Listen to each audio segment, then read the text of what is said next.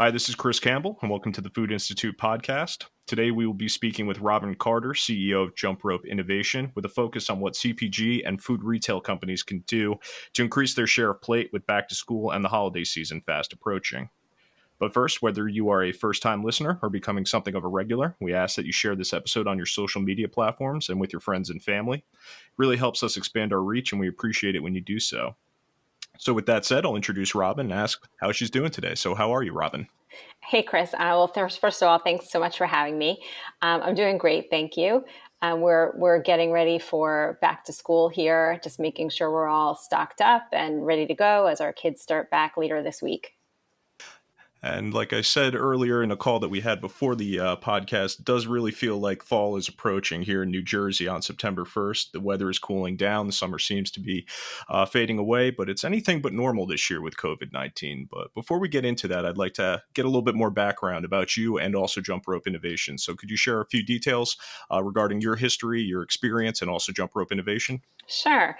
I'm Robyn Carter, and I'm the founder and CEO of Jump Rope Innovation. We're a trends and innovation consultancy. So what that means is we help clients to understand consumer and category trends and to put those things together in service of smart innovation. I started Jump Rope about 15 years ago after my son was born, and I've always been kind of an entrepreneur at heart, but where I came from was really from the world of advertising, and I was at Ogilvy working on the global Maxwell House business before I left to start Jump Rope.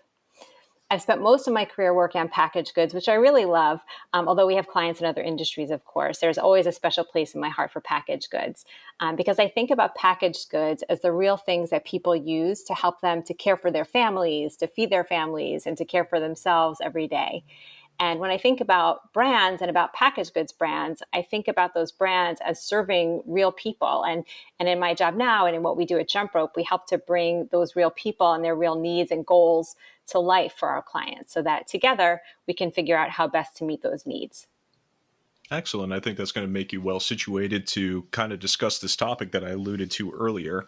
And I'd like to broadly cut our conversation into two halves today. And I'm going to start with one premise, and that is that virtual learning is going to be an important aspect of U.S. culture in the next 6 to 12 months.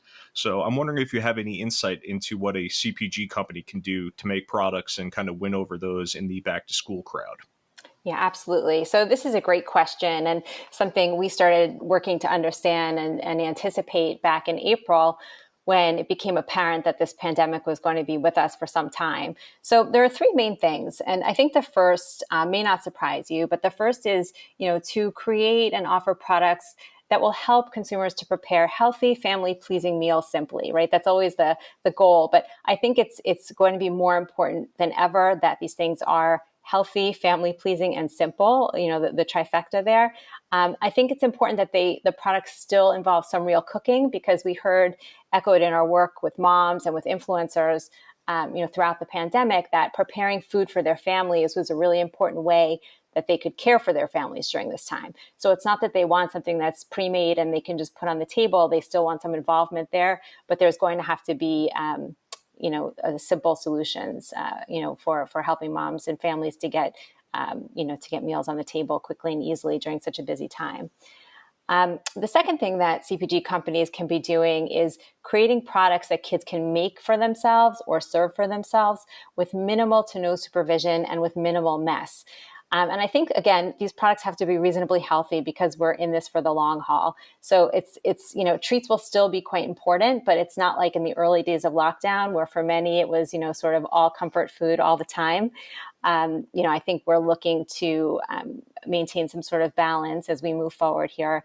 And when it comes to sweets and treats, I think portion control packs will help and will also help to make sure that all the treats aren't eaten up the first day that the kids are home and mom and dad are in calls or on meetings, simply because we're not running back to the store. We don't see consumers going back to the store as often as they were going before. I think people are also going to be very conscious about how they're spending their dollars. And so some portion control would help there as well. I think that the third thing that CPG companies can be doing is really leveraging ingredients that help to boost immunity. And I think these sorts of claims and these kinds of ingredients are going to be really desirable, particularly as we head back into cold and flu season on top of everything else. So I'd like to take a more in-depth look at some of these topics that you just brought up, and I'd like to start off with a dichotomy I noticed, and it seems that there's a need for both products that kids can make themselves, whether that's snacks or meals, but also a focus on parents wanting to provide a healthy meal for their kids, especially during the school day. So I was wondering if you could give us a little bit more insight into what companies could do to either focus on one of these two silos or to kind of get their feet in the water for both of these different items. Yeah, I mean, absolutely. I think, you know, first of all, the age of the kid will help dictate how much, how involved they can be in preparing their own meals. I do think that that we're seeing an increased interest among kids in cooking as an activity. We're seeing it in social media on TikTok, for example, with the Dalgona coffee and the mug cakes and the mini pancake cereal that tweens and teens were making and posting throughout the pandemic. So there is some sense that kids want to be doing some of this stuff, not just because they have to, but because it's fun and interesting. But by the same token, I think, we think about the different day parts. Dinner is something that the family, may be eating together, that parents are used to having to prepare for the family. And I think that parents continue to want, and moms continue to want more involvement there. But lunch, which comes in the middle of the day and which parents aren't necessarily used to having to prepare something for, in that moment, serves as an opportunity for kids to be able to do something for themselves, or for parents to be looking for some more, pre-prepared solutions or things that are sort of easy for the kids to serve themselves when the parents might be in the middle of a busy work day. So it does seem like there's definitely some room for diversification among your product lines if you are a CPG company here. Something to keep in mind. But another thing I'd like to touch upon there is health claims. And I'm wondering if you have any types of products that you think are going to be really popular as the year moves on, especially with the flu season, back to school, and obviously COVID-19 still being a threat, all these different factors coming together. What kind of products do you think consumers are going to be looking for, especially with those health benefits? Yeah, absolutely. So when we talk about health claims and things that consumers are doing for themselves to enhance their health, we often look at it as in me, on me, around me, and that's sort of the prioritization in the minds of consumers oftentimes. And so, when we talk about in me, consumers are going to be looking for products that help them to proactively manage their health, to boost their immunity, their immune systems, to help their family, in that same regard. So I think products that offer immune support are going to be really important. The idea of providing protection from the inside, in addition to external measures like hand washing and sanitizing and mask wearing, is going to become a lot more salient. And that sort of feeds into a trend that we've seen over the last few years of consumers being proactive, taking their health into their own hands and, looking to foods and beverages to help preserve the good health that they're enjoying today. There's a desire to not kind of become part of the system and to not need to rely on medication or doctor's visits, to treat medical conditions, but instead to, use food and beverages to kind of stave off some of those conditions and to preserve your good health. And I think we're going to be seeing consumers more motivated than ever to do what they can to preserve their own and their family's health. And so we'll see a lot of interest in immune boosters, really the tried and true products: citrus for vitamin C, elderberry, zinc, vitamin D, honey, prebiotics and probiotics as well. But when we're talking about health, I also want to make sure that we're thinking about the other version of health, which is mental health. And I think consumers are going to be looking for more everyday products or ingredients in food and beverages, sweets and treats that can help them to manage their mental health, that can help them to manage the stress and anxiety that many will be feeling, have been feeling, and will be feeling even more, as they're sending their kids back to school. We're seeing adaptogens up and coming. And while adaptogens aren't well understood by the majority of consumers yet, their ability to address stress and to help maintain balance will become better known. So I'm a little bit unfamiliar with adaptogens, to be completely honest. So I was wondering if you could give a little bit of a background on what kind of products you could find this substance in. Sure. So adaptogens are naturally active properties that are in things like mushrooms and are often found now in supplements or in chocolate or in beverages that are designed to help consumers to come to a homeostasis. So to find some balance. So if they are already feeling anxious, the products will help them to kind of come down to their normal level of emotion. If they're feeling sort of down, the product will help them to naturally come up to their normal, level of emotion once again. So I think it's a natural product. It's a natural property that's been used for many years in many cultures for that purpose. And I think consumers are looking for these kinds of natural, time-tested solutions, sort of ancient wisdom to help them to feel good and navigate these times and to regulate their emotions without having to go the medical route.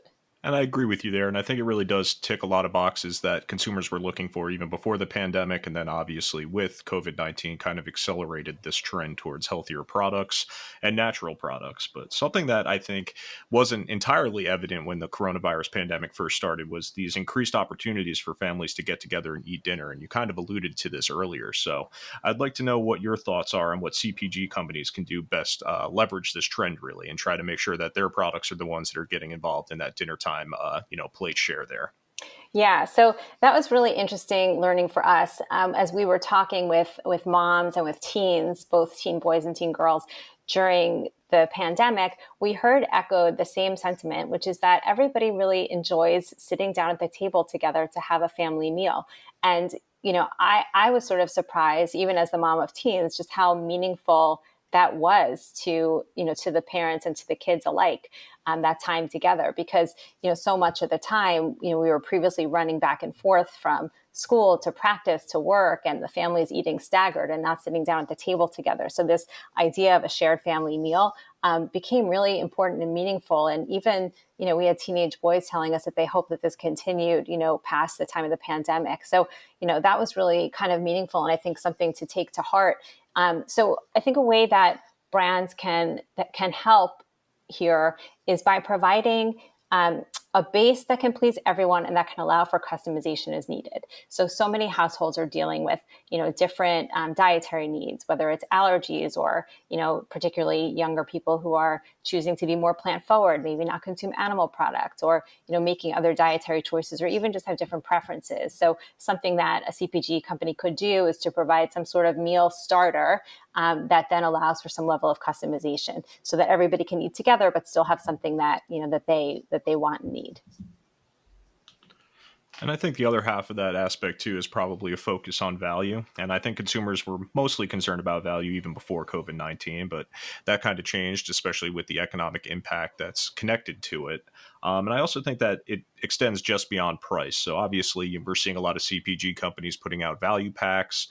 But something you alluded to earlier was, teens being able to cook and use TikTok and have an experience surrounding their food. And I was just wondering if you have any insight into what CPG companies could do to kind of create these sorts of experience that transcend beyond price and give a lot of extra value to their brand and the products that they're making. So you're exactly right about value not being just about price. It's really about being worth it. And so how can a CPG company show consumers that their products are really worth it, that they're creating some sort of experience connected to the product? And I think, looking at building more experiential components into product offerings is a long-term trend that we've really been following for years. And it's one way that consumers can feel that an item is sort of worth paying more for or worth paying for versus another. And there are a few ways in here. And one is by providing something interactive. So increasing engagement with the product, providing an opportunity for the family to connect around an experience, that has the product at its center, turning something transactional into something that's more of an activity. Another way that CPG companies can leverage this is by telling a story with the product or using the product to bring a feeling or a place to life, turning food into an opportunity to explore and experience something new. So we're going to be so restricted, for a while from travel and from other in-person experiences. And food's role as a proxy for travel, is really valuable and can be more important than ever. And at the same time, food's role as sort of a bridge to something nostalgic can also serve that purpose. So how can you recreate a nostalgic experience, the taste of childhood, the taste of home, the taste of a summer on the boardwalk for consumers? So I think food can really play an important role here, in adding value through experiences, through creating experiences. And then finally, I think there's something, about prolonging an enjoyable experience or prolonging a shared experience that incorporates the tangible experience with the product to an online experience. So, can I have something that looks so cool that when I open it, I want to do a video of that. I want to share that on TikTok. I want to do something with the product, as I'm experiencing it that, prolongs my enjoyment, that, maybe I can do something special to it and then post it online. And then maybe the brand's going to share it in their social, on their social channels. So, providing these sort of real world experiences that, sort of jump over into the online world, I think is another way that brands can add value here. Like I said earlier, I was going to cut the conversation into two halves, and I'd like to focus on the retail aspect of this now. And I think a good way to jump into it would be, how can retailers leverage these CPG companies creating these experiences, and is there any way for them to create their own going forward?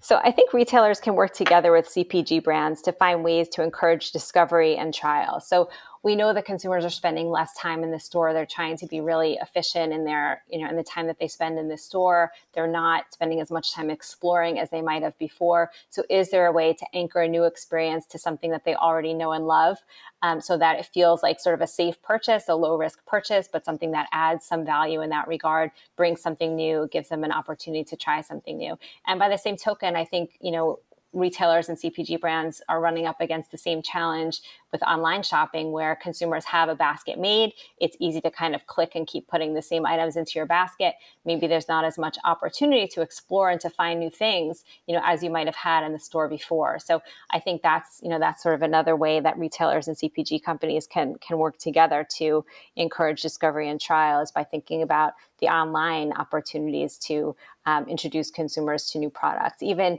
in the delivery, is there an opportunity to, if you order product online, is there an opportunity to introduce consumers to something new via sampling or a coupon or something else that goes in the bag as the products are being delivered? And I agree with that. I think one of the things that we're starting to see, as we're in month, what I guess we're about 6 months into this pandemic, is obviously that online shopping is incredibly important. And I think, living in New Jersey, it was something that was already starting to become part of, daily life. But I think a lot of the country was getting their first introduction to online shopping, and especially on the grocery sphere. So I'm kind of wondering, do you think that retailers are only going to focus on this delivery and pickup aspect, or do you think as the months go on, they're going to figure out things? I think an example and point here would be Walmart setting up these giant outdoor movie experiences in their parking lots. Do you see other food retailers finding ways to kind of create these experiences, or do you think they're going to stick directly to, or, get your shopper in and out as quickly as possible, lower the risk, and provide that service until, things go back to a new normal? Yeah, no, I think for sure retailers are going to find ways to encourage people to come back to the store. And, we're limited in our experiences. Going to the store is something people, enjoy, especially at a time when there isn't so much necessarily to do. So I think that people want to feel like they can go back to the store, and they want that to be a positive experience for them. I think retailers will have to think hard about ways to ensure safety, but also to provide a fun experience. So there are ways to address things that feel like, okay, we're taking it seriously, but we're kind of able to laugh at ourselves a bit. So, I think they're going to look for ways to do safer, in-store sampling, to create a balance between safety issues and a positive, welcoming, even fun environment. I think, retailers probably can't wait to welcome people back to the store. And I think consumers are interested in coming back to the store as well, as long as they can do it in a way that feels sort of safe and not scary. I think also from a merchandising perspective, there's an opportunity to, bundle products in a way that allows consumers to explore and experience new things, simply to kind of grab and go and try something new as they're going through the store. So I think that's another opportunity. But I do think that the online world and the world of, click and carry or click and then pick something up at the store is going to be really meaningful. We already were seeing that as something that was growing fast before all the lockdowns. So I think those opportunities are not going to go away. They're going to be part of the way that consumers shop for groceries moving forward. And another thing that started this year was definitely that stockpiling effect, especially earlier in the year. Do you imagine that's going to come back this fall? And do you think it's something that people will kind of hold on to even after the pandemic has eased? And do you think it'll be kind of a behavior that sticks with them for life, not willing to be, left without one of their favorite products and just having a bunch on hand? The short answer is that I think some stockpiling is going to come back. I think what's been formed in the past few months is sort of a pandemic era mentality, the way that you may have heard someone say that an older person has a depression era mentality where they don't want to waste anything. This pandemic era mentality means that we're not going to want to be without. So consumers are not going to want to be without necessities. That said, I don't think we're going to see the stockpiling that we saw, at those unprecedented levels early in the pandemic. There's a difference between stockpiling based on panic, as we saw early on, and stockpiling for just in case. And I think it's the latter that's really going to prevail in the future.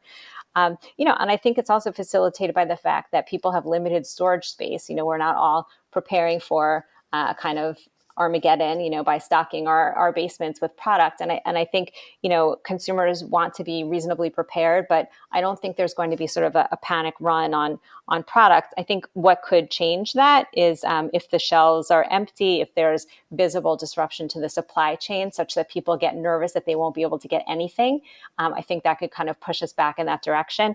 But barring that, I think that consumers are going to want to have that extra backup of whatever the necessities are on hand. And for CPG manufacturers, I think it's a good indicator that things like concentrates could be helpful to consumers. So they have a lot of something on hand, even if they don't have a lot of space.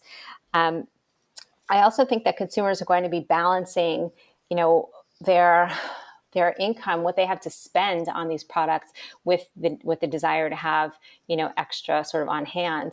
We know that we're emerging into a really challenging economy, and that's only going to continue to get worse for a while. So I think, people aren't going to have the means necessarily, even if they want to stock up completely on everything that they might want to have on hand, but they are going to want to make sure that they have those essentials. And I'd like to actually jump back to something that you brought up in the question before this. I'm thinking about the merchandising efforts that you brought up earlier that retailers could engage in.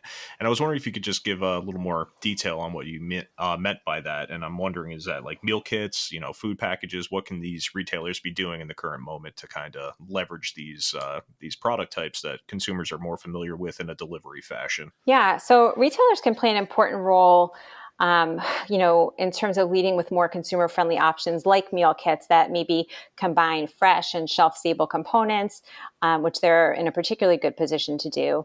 Meal kits that allow for some versatility. So I can make X number of different meals with just this one kit. Something like that, I think, would be interesting to people.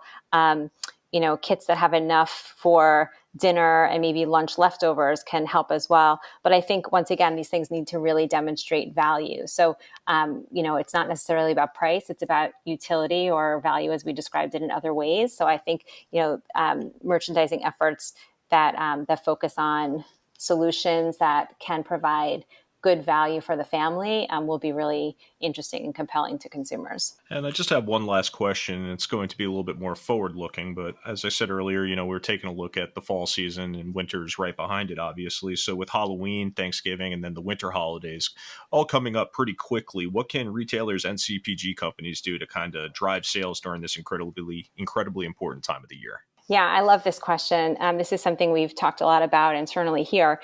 Retailers can really take the lead in showing consumers new ways to engage in these seasons. So, for example, Halloween. We're anticipating more small group gatherings, trunk or treats with just small friend groups versus, canvassing the neighborhood, trick or treating as my kids tend to do. More booing where you're leaving a package of goods, a package of candy on your friend's doorstep, and then, sort of ringing and running, things like that involve less interaction, especially less interaction like in the community, and maybe more interaction with just your close group of friends and family. And so I think, if retailers can anticipate these trends and how people are going to behave, they can better prepare for this new kind of reality. I also think that one thing that retailers can be doing is looking to trends and to social media influencers to understand how are they gearing up, for the season. And so what kinds of solutions can we be providing for the way that it seems people are going to be celebrating these holidays. I think also, nostalgia is going to be a really important thing here, a really important piece of the holiday season. whether or not people can be together with close friends and family. So I think we're going to see more adult interaction in Halloween. So ways to, bring the adults in on the fun for Halloween is going to be really important. And also we're going to see more sort of online experiences for these holidays. So, what are ways that CPG companies or retailers can help people to share in this season virtually? Or how can, if you're having a Zoom Thanksgiving with extended family members instead of everyone close together, can everyone be having a shared experience, but just having it through Zoom? So I think looking for ways to, build out sort of the online experience in these holidays will be important as well. And yeah, I think it's going to be very interesting to see how this tracks over the next couple of months. But I do think that's a good place to wrap it up for today. And I think we'll finish up with this week's episode of the Food Institute podcast. And once again, I'd like to thank Robyn for her time today. And Robyn, where can our listeners go to learn more about you and Jump Rope Innovation? All right. So Chris, thank you so much for your time today. And listeners can find us at jumpropeinnovation.com.